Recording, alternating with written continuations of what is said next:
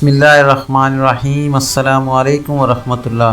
ناظرین، سعودی عرب میں پاکستانی سفیر لیفٹیننٹ جنرل بلال اکبر نے پیر کو سعودی وزارت داخلہ میں ڈی جی پاسپورٹ سے ملاقات کی ہے۔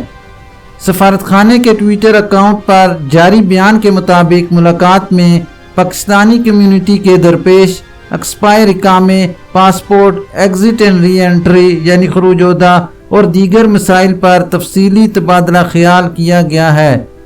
ناظرین، یاد رہے کہ پاکستانی سفیر لیفٹیننٹ جنرل ریٹائرڈ بلال اکبر نے اتوار کو سعودی عرب کے محکمہ شہری ہوابازی کے سربراہ عبدالعزیز بن عبداللہ سے ملاقات کی تھی۔ ناظرین، ایک بار پھر سے آپ کو بتاتا چلوں کہ سعودی عرب میں پاکستانی سفیر لیفٹیننٹ جنرل بلال اکبر نے پیر کو سعودی وزارت داخلہ میں ڈی جی پاسپورٹ سے ملاقات کی ہے۔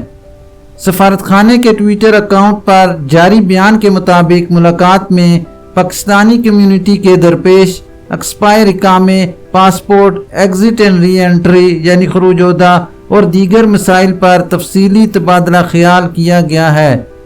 ناظرین، یاد رہے کہ پاکستانی سفیر لیفٹیننٹ جنرل ریٹائرڈ بلال اکبر نے اتوار کو سعودی عرب کے محکمہ شہری ہوابازی کے سربراہ عبدالعزیز بن عبداللہ سے ملاقات کی تھی۔ یہ تھی ابھی تک کے لیے خاص خبر۔